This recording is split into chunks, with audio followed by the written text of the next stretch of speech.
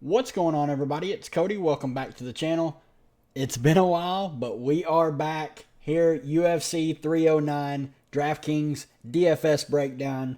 Obviously, WNBA is in the off season, so I've been kicking my feet up, relaxing a little bit, playing some college football DFS and some MMA DFS. But that's enough of that. Let's get into this fight card. It's a fun one. We got John Jones back. Really excited about that. Michael Chandler's back. Some good fights. A range that's really weird that we'll talk about. But let's start with Mora and Hardy. On this fight, I just think like the salaries are too wide. I don't want to pay 8,700 for Veronica Hardy. She like if you look, she doesn't have like very good scores even in wins. She's really low volume. I mean, decision win 51 fantasy points, decision win 59 fantasy points. Here's a good decision win with 4 takedowns, 92 fantasy points. I like Veronica Hardy. I think she's an okay fighter, but she's just not a good DFS scorer for MMA. Mora though, I think she's a solid fighter, and at 7,500, I actually pick her to win the fight, and I think she's one of the best dogs on the card to target. She's been solid. Obviously lost to Gomes in her last fight, but 5 takedowns in a decision loss. So she's going to get the takedowns. And that's what Hardy's going to try to do. And I just think Mora is going to be able to defend her takedowns and actually take her down herself and stay in top control and rack up those points. So I do like Mora there in the opener of the fight card. Then we got Elliott and Hafez. This is another one I don't really want to play Elliott. Like both these guys are gonna look to wrestle. I guess I slightly lean Hafez for wrestling. The problem is like Elliott gets a lot of takedowns, but he can't hold anybody down. And then Hafez is somewhat the same way. So it's gonna play out on the feet where I think Elliott is pretty hittable. Obviously 11-2 versus 9-3. Elliott's a favorite by decent range. I probably like the price difference. I would lean Hafez.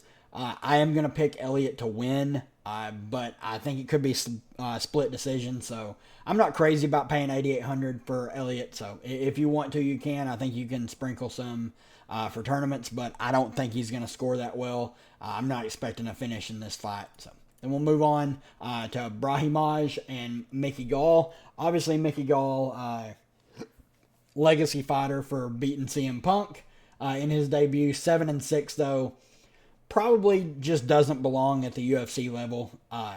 Brahimaj, probably doesn't belong at the UFC level either. But this will be a fun little scrap. We're in Madison Square Garden, so close to Mickey Gall's hometown, so he's going to have the home crowd buff.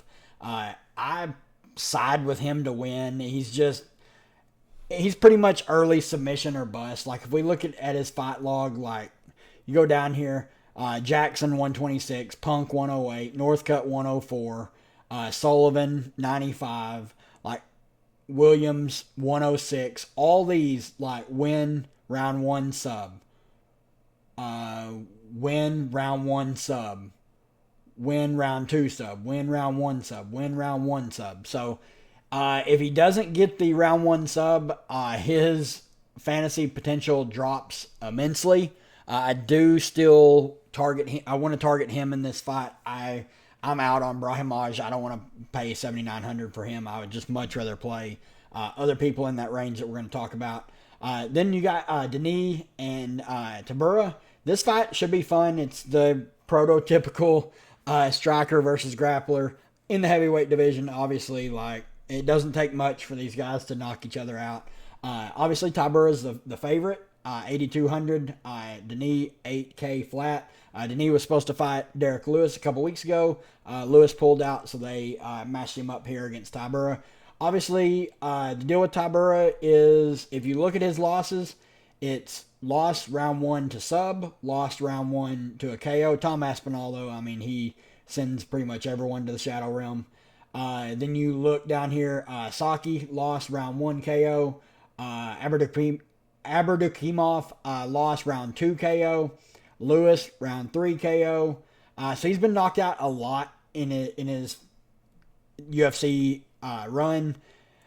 That's what Denis going to have to get. Denis, he hits hard, but he doesn't have a ground game, and he fades pretty quick in fights. So Denis either gets the first round knockout, or Tybura takes over maybe round 2 and gets a sub. So definitely want to target these two if you're making multiple lineups or 20 maxing or whatever. The pick is going to be Denis. I do think he's going to find the knockout early, but it would not shock me if Tybura weathers the storm, gets him to the mat, and subs him.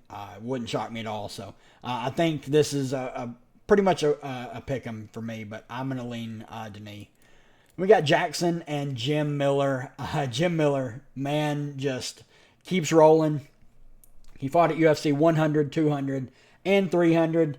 Still rolling. I mean, he's been pretty good of late. Obviously, matchup with Bobby Green was terrible. Like, just really, really tough spot for him. But been pretty good of late. I mean, 5-1 before his last loss there. I actually think he's going to win this fight against Jackson. He's arguably my favorite underdog on the card, like my favorite value play. He just scores really well. I think he's going to be able to impose his will. I think he's going to be much more physical. He's going to be able to use his power. I really like Jim Miller in this spot. I think it's a great spot for him, especially 7,600. There's a lot of value left there with him. So I'm going to side Jim Miller, and I think he's one of the best value plays in the slate. Then you got Anders and Weidman. I'm Xing this fight off. I have zero interest in either. I think Anders wins just because I don't expect anything from Chris Weidman anymore. But like, Anders has no durability whatsoever. Like, I don't trust him as far as I could throw him. So would it shock me if Chris Weidman wins? A little bit, but not a lot. So I'm just staying away from this fight. I don't want to pay that price tag for either of them. If you want to, chase, maybe Anders gets an early finish, like whatever. I'm just not going there. I'm playing 20 lineups, and I will have 0% of that fight. I'm full fading both. McGee Martinez is the complete opposite. This fight should be violence. McGee hits like a truck. He's 3 for 3 in the UFC. Sub and 2 KOs. Really, really good score. Really, really big power in his punches. Martinez, though, he has some nasty leg kicks. Obviously coming off the Aldo loss, but he can put up a big score. So I do like both these guys. I think you can mix both of them into like a 20 max pool. I do side with McGee. I think he does find Martinez's chin. He just hits so hard, and those shots are going to add up. I think late second, early third, he gets the finish. Then you got Lontop and Ruffy. Man, I can't pay 9,600 for Ruffy. I mean, he's been great. He has a lot of power. I don't know. Like, he probably will pay it off. I just don't want to pay that price tag for him. And Lontop, he's come in off the Contender Series, lost his first 2 fights, not looked particularly good. I just think this line is nuts. Like, I don't think it should be this wide. It's really hard for me to play Ruffy over other fighters in his range that we'll talk about shortly. So we'll put a pin in this and talk about it here in just a minute. Silva, Arajau, Karine Silva, man, she's been on a roll. 3 subs and a decision in her 4 fights. I mean, she's a takedown machine. Once she gets you on the mat, you're not getting up. Like, she has a very imposing top game. I think she could find the submission here. I don't want to touch Arajau whatsoever. I don't think she has much of a shot in this matchup whatsoever. I'm all in on Karine Silva. I don't know how much I'll have at 9,200, but she has a lot of upside. She's going to get the takedown. She's going to get the control time, and she has the potential to get a submission win as well. So we'll talk about this fight as well once we get to the full card where we see these different ranges. Then you got Paul Craig and Bo Nickel. Bo Nickel, obviously, not much needs to be said. He is the UFC's newest golden boy. Penn State. What is he? A three-time All-American, national or three-time national champion at Penn State. I believe it's three times. Just insane wrestling, but his striking has improved in every fight. He looks really good. Obviously, this is the biggest step up in competition for him. Like Paul Craig is no slouch, but I mean, 2 first-round wins and a second-round win, 2 subs and a KO. He obviously has finishing potential on the feet and on the mat. So I think Bo at 9,800. I think if you can get there, he can pay that price tag off. I'd much rather play him over Ruffy, but that's just personal preference. As for Paul Craig, we know what we're getting out of him. Like he has the potential to maybe try and spoil an upset, but I don't see it. Like he's 6,400. Like he's lost 4 of his last 5. It looks like a setup spot for Nickel to really get like a big win to kind of boost him into like the top 6, top 8 matchup. I don't think I'm even going to be touching very much Paul Craig in 20 max. Then we got the co-main event, Michael Chandler versus Charles Oliveira. We saw this fight a few years ago. Michael Chandler is just pure fun for DFS. He is kill or be killed, and when he hits you, your ancestors feel it. He hits like a truck. The problem is he can only hit like a truck for about 6 minutes, and then he is borderline useless. So it's going to all depend on the first round. If he can get Oliveira out in the first round, obviously, like it's going to be a huge score.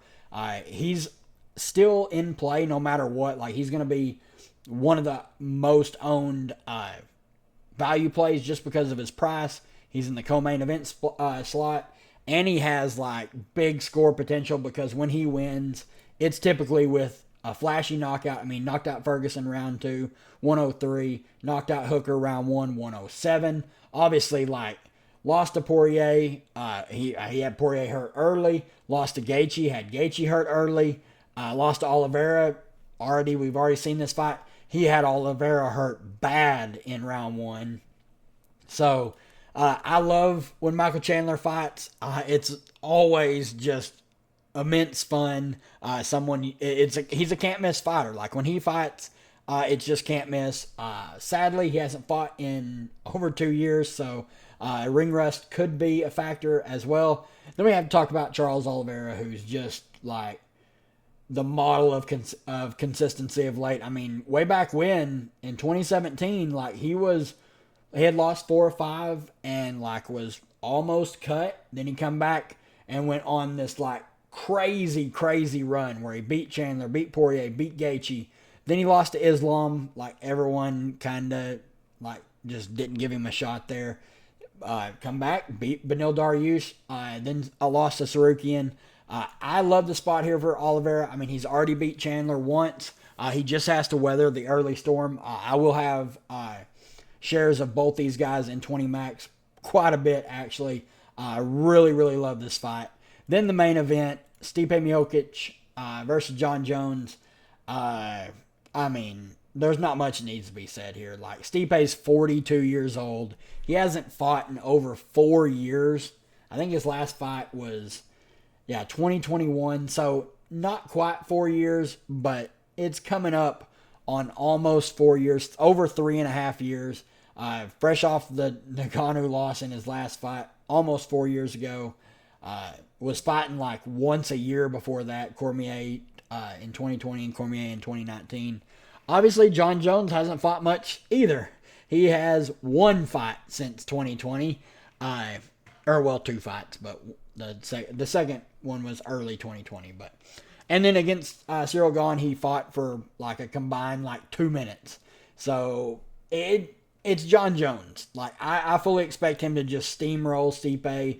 This is just setting John Jones up to look good, to add Stipe to his resume. I think Jones looks great at 9,500. He should score really well just because he's going to get a finish. He probably is just going to like club and sub Stipe. I don't think he's going to knock him out.